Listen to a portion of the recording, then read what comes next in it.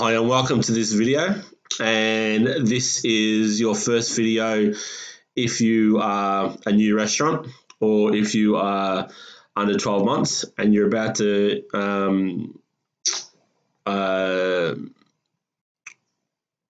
commence your very thorough check to see exactly where you are. All right, so let's get straight into it. Very simply, this page is your startup costs. So what we've got here is on the left here, you can see here construction costs, and I've just made up some figures, okay? So if you're about to walk in and sign a contract on a restaurant, this is the prime time when to do this. If you're about to open up inside another venue, for example, you're opening up a little cafe inside of a gym or a hospital, then this is, something very good for you to do. Construction costs may not be much for you though in that situation, but anyway, let's get stuck into it. What we want to do is write down all your costs here in terms of construction and who your supplier is. Pretty straightforward. And I'll just scroll down so you can see. All right, you can see that we've got $27,500 worth of construction. I haven't bothered doing the suppliers here because I'd be just making them up, to be honest.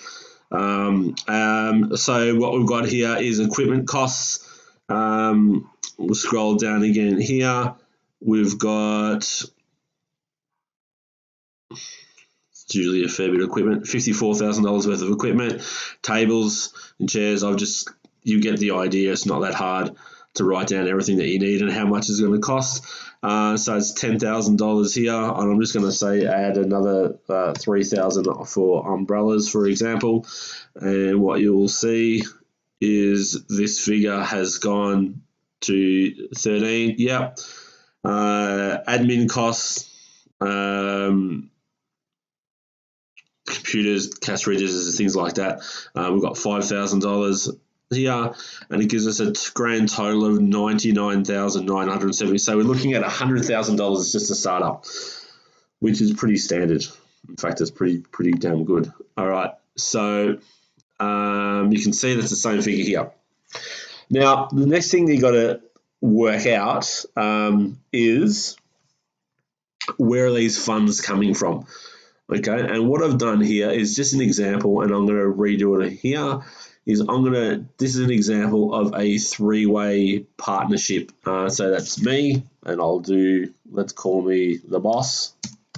Right, I'm putting in 100 grand, and I have 50% ownership of the restaurant. And we have front of house manager. They're putting in 50 grand, which will be a 25%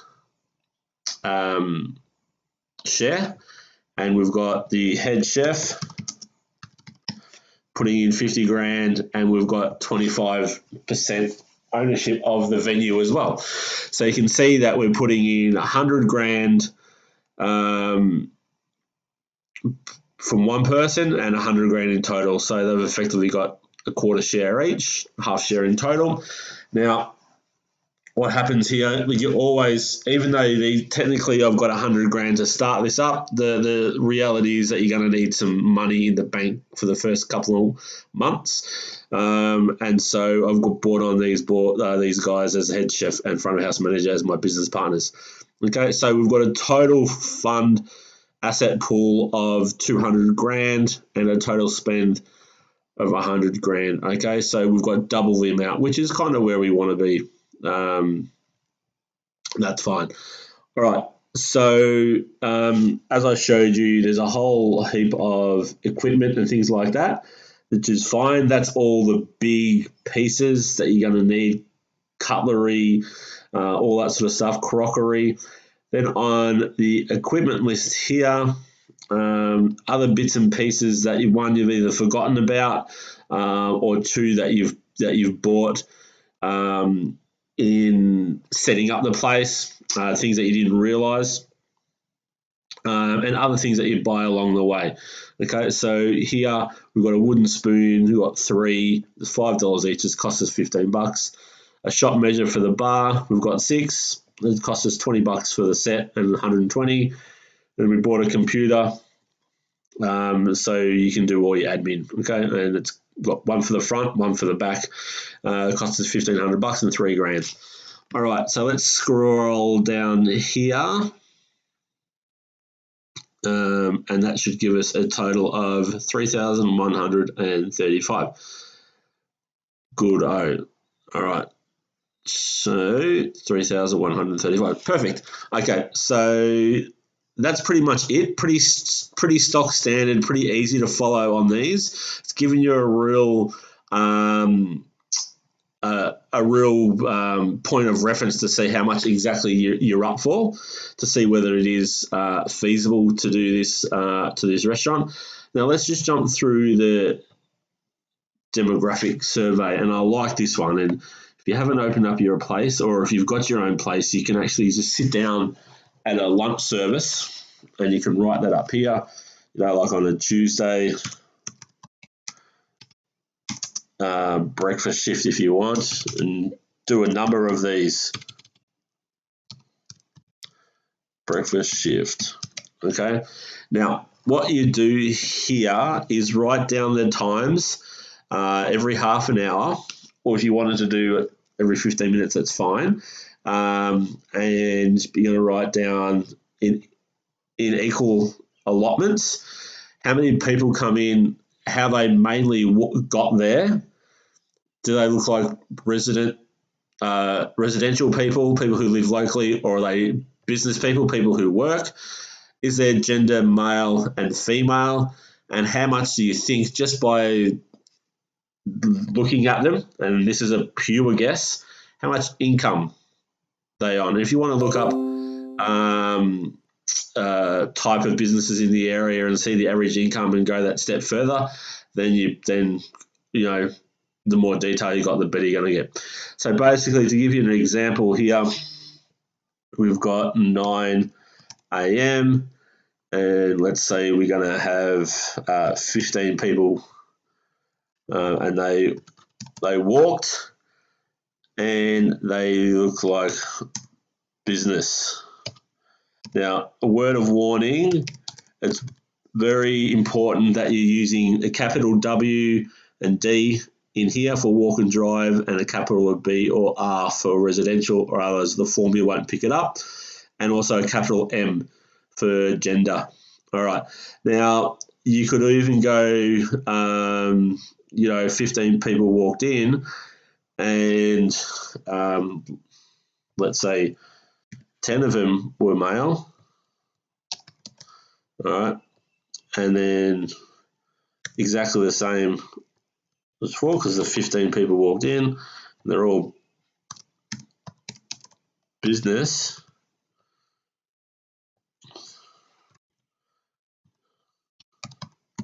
Female. Okay, cool.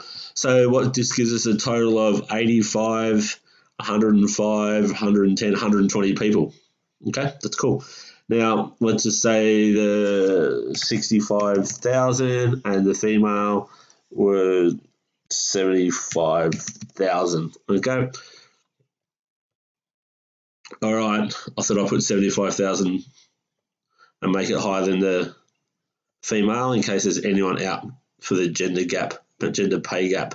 But let's get serious and get into it. Okay, so what we've done here is, then if you're going to do it again, 9:30 would be down here. Okay, so what we're doing, it's 9:30 a.m. Okay, so what we're just doing is segmenting the times, how many people were coming in, how they're getting in there, whether they look like business and residential, business or residential, male or female, and about their income.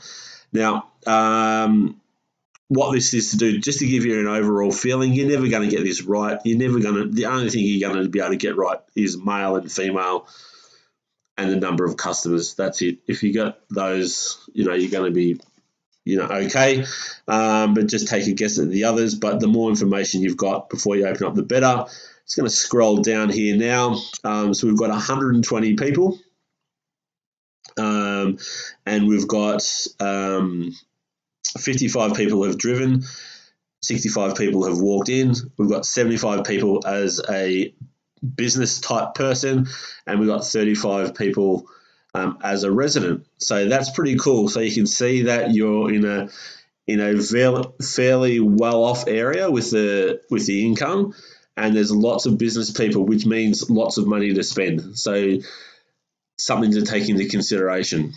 Now, what we can do also is tell you we've got, of all your customers, 62.5% are business, okay, which we've got here, and 32, just under 30 is residential. So this gives us a good area where it gives us a good thing that this lunch trade is going to be very good here, you would say.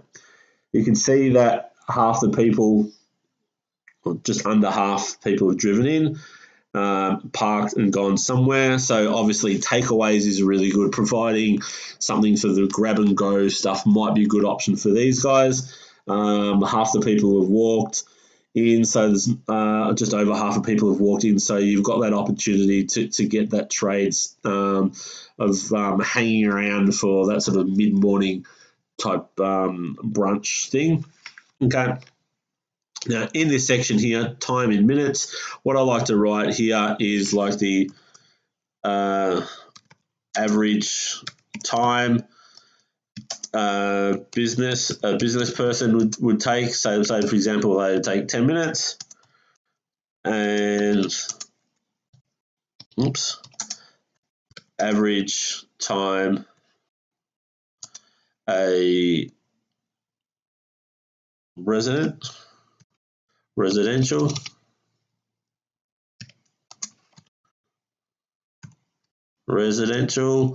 they're in for, say, 35 minutes. Okay, so this gives me what this does. It gives me a guide how many people are around entering the building that can grab and go, grab coffees, grab muffins, all those sort of things, and take it and leave. And those that linger around, it gives me an idea of how much sort of times I'm going to be changing over the table, how many people are going to be coming in and out, how much staff I'm going to need, if there's going to be a high turnover rate, okay, and hours.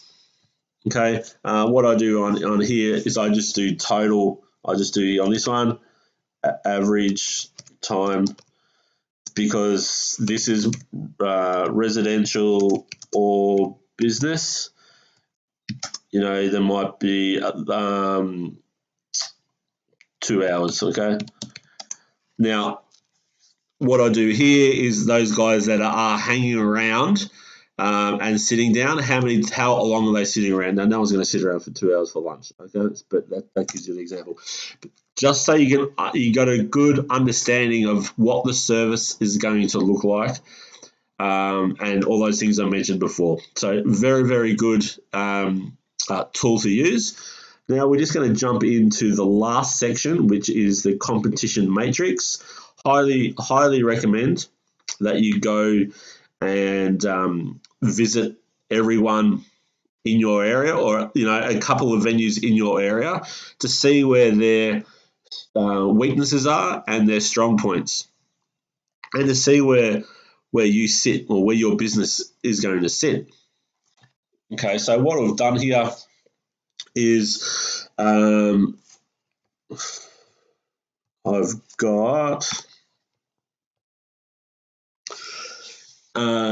first of all, what we've got here is 1 to 5. So 1 is very good, so 1 is very not so good, and 5 is very good. Okay, and so you're going to go through competitor 1, and I've just labeled, you can write cafe A, B, C if you want. Cafe 1, 2, 3. All right, now, and so on, so you understand which places they are, and I've left the room for 6. And so you go in there yourself, and you go and rate them you go and eat there for breakfast or lunch. Now, if you're opening up a breakfast/lunch place with the occasional dinner, then you want to go to those places that are doing the same thing as you, okay? So it's like for like. Anyway, let's move on. So we've got you're going to go in, eat, have a coffee or whatever, sit and just watch what's going on, watch the staff, watch everything.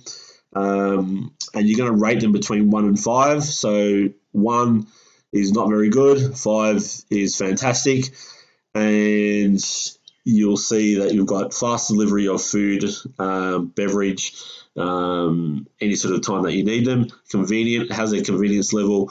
Is it easy to order? Service, the food, friendly staff, and authenticity. What I mean by that, is it an Italian restaurant with no Italian dishes on there, or things like that? Is it authentic type of food? Okay, so you go and rate these between 1 and 5, which you can see here, and that gives me a total between 7 to 35. Okay, you can see you're down here. You've got a key here, which I've got. I'm just going to shade that in black while I'm here. All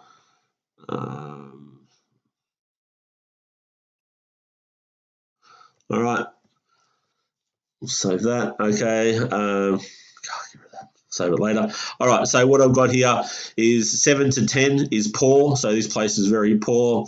35, 30 plus, this is great. Okay, and what you want to do is compare yourself. I want to see where where you fit. Okay, later on in the program, I've also got a secret shopper checklist. So it'd be good to have a friend come and do a friend or a staff member, for that matter, to come and do a secret shopper for your business. But anyway, more on that later. So let's get stuck into this feasibility study and let's see whether we can make the business worthwhile. That's it for this video. See you in the next.